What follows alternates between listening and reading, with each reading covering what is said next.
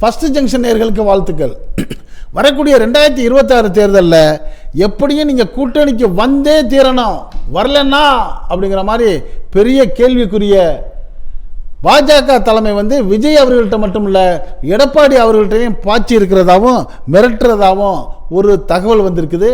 இதையெல்லாம் கண்டுகொண்டு அதற்கு என்ன நாம் எதிர்வினையாற்றலாங்கிற ஒரு எண்ணத்தில் விஜயும் எடப்பாடியும் இருக்கக்கூடிய சூழ்நிலையில் தமிழ்நாட்டில் வரக்கூடிய 2026 தேர்தலில் எப்படியாவது கால் ஊண்டி முதலமைச்சர் வேட்பாளராக நிர்மலா சீதாராமனை நிறுத்துவோங்கிற ஒரு திட்டத்தை அமித்ஷா எடுத்திருக்கிறாரு அப்படிங்கிற ஒரு ரகசியமான செய்தி கசிய வருது. அதிகாரப்பூர்வமாக பாஜக தரப்பில் இருந்தோ RSS தரப்பில் இருந்தோ இந்த அறிவிப்பு வரலன்னாலும் கிட்டத்தட்ட இதுதான் அமித்ஷா அவர்களுடைய திட்டமாக இருக்குது.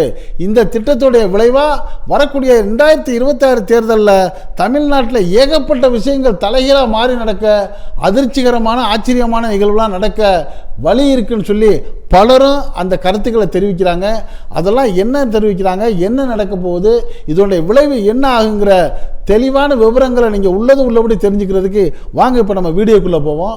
வரக்கூடிய 2026 தேர்தலில் இதுவரை காணாத ஒரு வித்தியாசமான தேர்தலை தமிழ்நாடு சந்திக்க போதும் நம்ம ஏற்கனவே எதிர்பார்த்துக்கிட்டு இருந்தோம். அது அப்போது உண்மைதான்.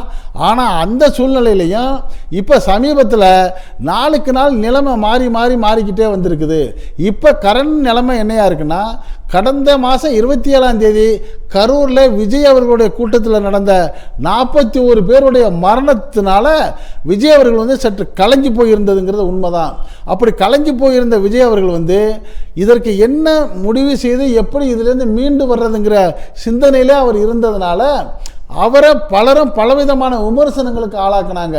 ஆனால் இந்த ஒரு பக்கம் இப்படி இவர் கலைஞ்சு போயிருக்கிறத பயன்படுத்திக்கிட்டு இவரை எப்படியாவது நம்ம கூட்டணிகளை கொண்டு நம்ம கட்டுப்பாட்டில் வச்சுக்கணுங்கிற முயற்சியில் பாஜகவுடைய தலைமையும் மட்டும் இல்லாமல் அந்த அரசியல் சாணக்கியன்னு சொல்லக்கூடிய அமித்ஷா அவர்களும் திட்டம் போட ஆரம்பிச்சிருக்கிறாரு. இந்த நிலைமை இப்படியே இருக்கிறப்ப அந்த பக்கம் எடப்பாடி பழனிசாமி அவர்களும் வேற மனசு இல்லாமல் தான் பாஜகவில் போய் சேர்ந்தோம். ஆனால் பாஜக இப்போ நம்மளை மிரட்டுற மாதிரி தெரியுது. இன்னொரு பக்கம் தமிழ்நாட்டை அவங்க கைப்பற்ற போகிறதுக்கான முயற்சி எடுக்கிற மாதிரி தெரியுது. நம்மளுக்கு முதலமைச்சர் பதவியெல்லாம் கிடைக்கிறதுக்கு வாய்ப்பு இல்லை போல இருக்கு. ஆக நம்ம இப்படி கஷ்டப்பட்டு பாஜகவில் ஒரு நிர்மலா சீதாராமன் அவர்களை முதலமைச்சராக வைக்கிறதுக்காக நம்ம கட்சி நடத்திக்கிட்டு இருக்கிறோம். எப்படி இதை வெளியே வர்றது? இப்போ வெளியே வர்றதோடு மட்டும் இல்லாமல் நம்ம மட்டும் தனியாக இருந்தால் நிறைய இடங்களில் தோல்விக்கு வழிவகுத்துரும். நமக்கு ஒரு வலுவான கூட்டணி வேணும். அந்த கூட்டணிக்கு பொருத்தமான ஆளு தான் தம்பி விஜய் அவர்கள். ஏற்கனவே விஜய் இருந்த நிலைமை வேற, இந்த கரூர் நிகழ்ச்சிக்கு பின்னாடி அவர் இருக்கிற நிலைமை வேற. இதை பயன்படுத்திவிட்டு எப்படியாவது தம்பி விஜயை நம்ம அரவணைச்சு இந்த பக்கம் கூட்டணியை ஏற்படுத்திக்கிட்டு பாஜக போட்டிருக்க சதி திட்டத்தை முறியடிக்கிற மாதிரி நம்ம ஒரு சதி திட்டம் போடுங்கிற எண்ணத்தில் எடப்பாடி பழனிசாமி அவர்கள் இருக்கிறாருங்கிற செய்தியும் வருது. அது என்ன அப்படிங்கிறப்ப வரக்கூடிய 2026 தேர்தலில் இந்த என்டிஏ கூட்டணி ஒருவேளை வெற்றி பெற்றால் யார் முதலமைச்சருங்கிற ஒரு கேள்வி வர்றப்ப இந்த விஜய் அவர்களை முதலமைச்சராக வைக்கிறதுக்கான வாய்ப்பு நிச்சயமாக இல்லை. ஏற்கனவே இந்த கட்சியை ஆரம்பிக்க தமிழக வெற்றி கழகத்தை ஆரம்பிக்கிறப்ப விஜய் அவர்கள் வெளியிட்ட நிலைமையெல்லாம் வேற. நாங்கள் தான் கட்சிக்கு தலைமை, நான் தான் முதலமைச்சர் வேட்பாளர், எங்களோட வர்றவங்களுக்கு நாங்கள் ஆட்சியிலையும் அதிகாரத்திலையும் பங்கு கொடுப்போம்ல அப்படின்னு ஒரு பெரிய ஒரு உணர்ச்சி வசப்பட்டு பேசிய விஜய் அவர்கள்ட்ட இனிமேல் அந்த மாதிரியான பேச்சு இருக்க வாய்ப்பு இல்லை. காரணம் அவருக்கே இப்போ புரிஞ்சு போச்சு, இந்த கரூர் நிகழ்ச்சிக்கு பிறகு இந்த தேர்தலில் நம்ம முதலமைச்சராக வர்றதுக்கு வாய்ப்பு இல்லைங்கிறத அவர் உணர்ந்துட்டார். அதே சமயம் நம்ம தனியாக நின்றோம்னாலும் இங்கே ரொம்ப கஷ்டமாயிடும். ஏதாவது ஒரு கூட்டணியில் இருக்கணும்னு அவர் நினச்சிக்கிட்டு இருக்கிறப்ப இந்த பலகீனத்தை பயன்படுத்தி இவரை பைண்டப் பண்ண பாஜக நினைக்குதுங்கிற செய்தி கிடைக்கிறப்ப இவரும் கொஞ்சம் உஷாராகிறாரு. இது இந்த பக்கம். அந்த பக்கம் நிலைமைன்னா எடப்பாடி பழனிசாமி அவர்களுக்கும் அதே நிலைமை தான். ஏன்னா பாஜக கூட்டணி வேண்டவே வேண்டான்னு முடிவில் இருந்த அவரை பல சூழ்நிலைகளையும் சொல்லி அவரை பணிய வச்சு கூட்டணியில் சேர்த்து கொண்ட அமித்ஷா அவர்கள் இப்போ சமீபமாக முதலமைச்சர் அவர் தான் சொல்கிறத தவிர்த்துட்டாரு. அதுக்கு மேலே ஒருபடி மேலே போயிட்டு இப்போ அமித்ஷா போடுற திட்டம் என்னவா இருக்குன்னா, அமித்ஷா மட்டும் இல்லை RSS பாஜக போடுற திட்டம் ஒரு கல்லில் 3 மாங்காய் அடிக்கணும். ஒரு மாங்காய் சுலபமாக தமிழ்நாட்டை கைப்பற்றணும். 2வது மாங்காய் விஜய் எடப்பாடி 2 பேரையும் பைண்டப் பண்ணிக்கணும், அடிமைப்படுத்திக்கணும்.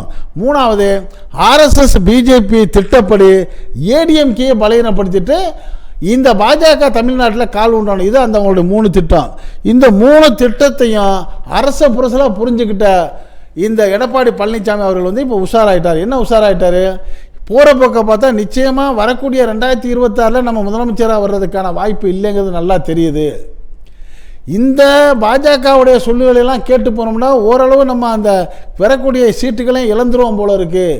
நம்ம எதையும் செய்ய முடியாத அளவுக்கு நம்மளை பைண்டப் பண்ணுற மாதிரி சூழ்நிலை வர்றதுனால எப்படியாவது நம்ம வெளியே வர்றது தான் நல்லதுங்கிற அவர் ஒரு திட்டத்தை போட்டுட்டு அவர் என்ன திட்டத்தில் இருக்கார்?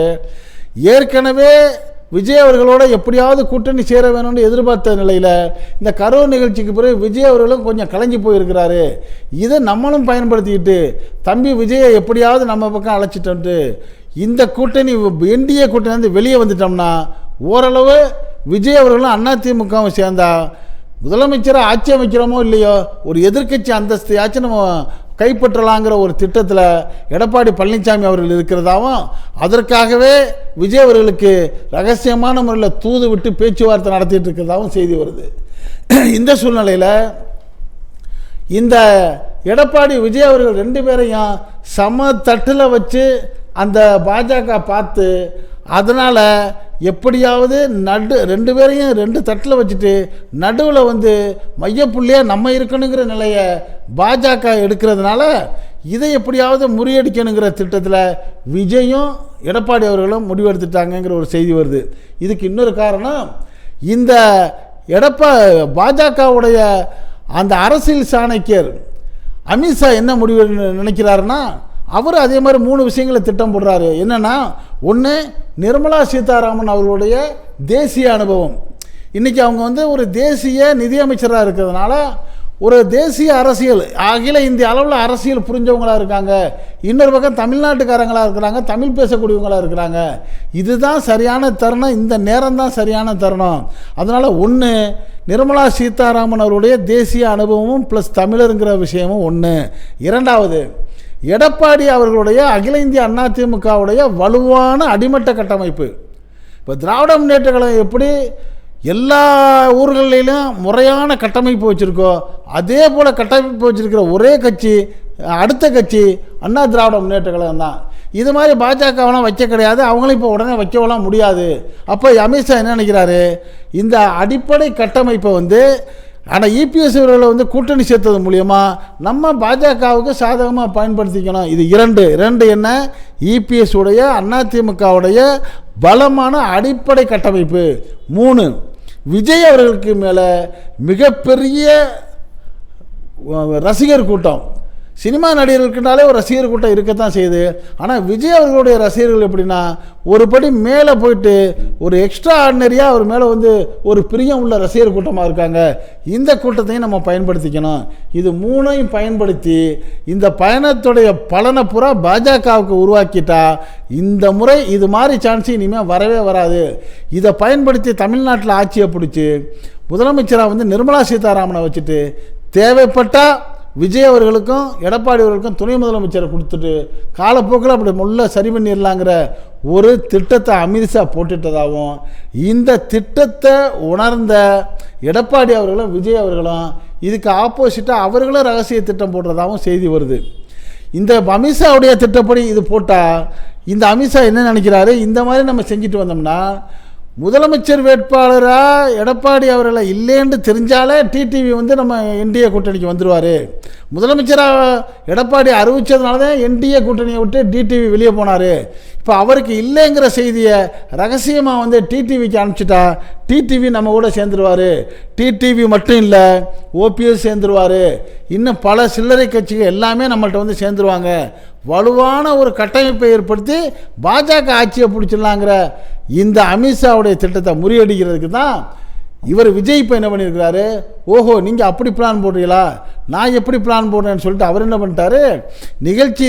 கரூர் நிகழ்ச்சி நடந்து 1 மாதம் ஆகியும் அவர் எதுக்குமே வாய் திறக்கலை, ரொம்ப மௌனமாகவே இருந்தார். அவருடைய மௌனத்தை பலரும் பல மாதிரி விமர்சனம் பண்ணாங்க. ஆனால் அவர் என்ன முடிவு எடுத்தார்? இந்த 41 பேருடைய மரணம் வந்து யார் சரி யார் குற்றவாளிங்கிறத விட இதுக்கு வந்து அடிப்படை காரணமாக நம்ம ஆயிட்டோம். அதனால் அதை நம்ம அதிகமாக விமர்சனம் பண்ணால் நம்ம மேலே மக்களுக்கு கோபம் வந்துடும். அதனால் நம்ம மௌனம் காக்கிறது மட்டும் இல்லாமல் பாதிக்கப்பட்ட குடும்பங்கள்கிட்ட உள்ள கோபத்தை தவிர்க்கணும் அப்படின்னு தான் என்ன பண்ணுறாரு. பாதிக்கப்பட்டவங்களுக்கெல்லாம் 20 லட்ச ரூபாயை கொடுத்ததோடு மட்டும் இல்லாமல் அந்த குடும்பத்தில் பாதிக்கப்பட்டவங்கள வரவழைச்சி அழுது புலம்பி மன்னிப்பு கேட்டு காலில் விழுந்தாருங்கிற அளவுக்கு அவர்களுடைய கோபத்தை தணிச்சிருக்காருங்கிறது இப்போ நம்மளுக்கு தெரிய வந்துருச்சு. அந்த பாதிக்கப்பட்ட குடும்பத்துடைய கோபத்தை தணித்தது மூலியமாக தமிழ்நாட்டு மக்களுடைய கோபமும் தணிஞ்சிருக்கிறதுக்கான வாய்ப்பு இருக்குன்னு இப்போ அரசியல் நோக்கர்கள் சொல்கிறாங்க. ஆக இப்போ விஜய் அவர்கள் மௌனமாக அடிமேல் அடியெடுத்து வச்சு தனக்கு ஏற்பட்ட பழியை துடைக்கிறதோடு மட்டும் இல்லாமல் தன் மேலே பரிதாபமும் அனுதாபமும் அன்பும் ஏற்படுற அளவுக்கு அவர் படிப்படியாக நகர்ந்து போயிட்டு புரிஞ்சுக்கிட்டாரு. இப்போ நம்ம முதலமைச்சராக வர முடியாது, நம்ம பாஜக பக்கம் மாட்டிக்கிட்டோம்னா அரசியலில் எந்த நிலையிலையும் வெற்றி பெற முடியாது, ஆக நம்ம வெளியே வந்தால் தான் நம்ம உருப்பிடுவோங்கிற ஒரு உணர்ந்துட்டு தான் அவருமே அதிமுக பக்கம் போயிட்டு ஓரளவு நம்ம அங்கீகாரத்தோட சட்டசபைக்குள்ளே நுழைஞ்சு அடுத்தடுத்த கட்டங்களில் மற்ற வேலைகளை பார்க்கலாங்கிற முடிவுக்கு வந்துட்டார் அப்படிங்கிற ரகசியமான தகவல் வருது. இதே நிலையத்தான் எடப்பாடி பழனிசாமி அவர்களும் எடுக்க ஆரம்பிச்சிருக்கிறாரு. ஆக வரக்கூடிய 2026 தேர்தலில் நெருக்கு வாட்டத்தில் பாஜகவுடைய இந்த சதி திட்டங்களை முறியடிக்கிற மாதிரி அந்த என்டிஏ கூட்டணியிலிருந்து அதிமுக வெளியே வர்றதுக்கான வாய்ப்பு 99% இருக்குது. அப்படி வெளியே வரும் பட்சத்தில் அந்த அதிமுகவோட விஜய் அவர்கள் சேர்ந்து வேறு சில கட்சிகளும் சேர்ந்து அது ஒரு கடுமையான மும்முனை போட்டியும் அந்த சீமானுடைய 4வது அணி சேர்ந்து 4 முனை போட்டியாக நடக்கிறதுக்கான வாய்ப்பு இருக்குங்கிற சரியான ஒரு செய்தி வந்திருக்குது.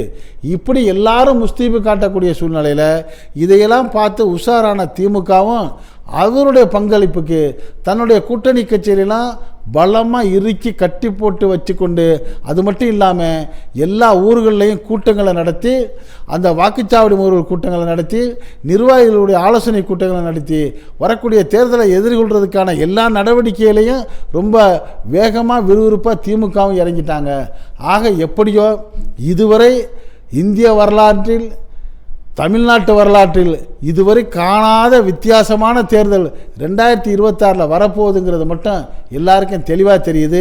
என்ன நடக்கும், என்ன கூட்டணி நடக்கும், யார் வெல்வாங்க, யார் ஆட்சியை பிடிப்பாங்கங்கிறத உங்களுடைய கருத்துக்களை நீங்கள் இந்த ஃபஸ்ட் ஜெக்ஷன் கமெண்ட் பாக்ஸில் கமெண்ட்ஸ் பண்ணுங்கள். இந்த செய்தி பிடிச்சிருந்தால் ஒரு லைக் கொடுங்க. இதை உங்கள் நண்பர்களுக்கும் உறவுகளுக்கும் ஷேர் பண்ணுங்கள்.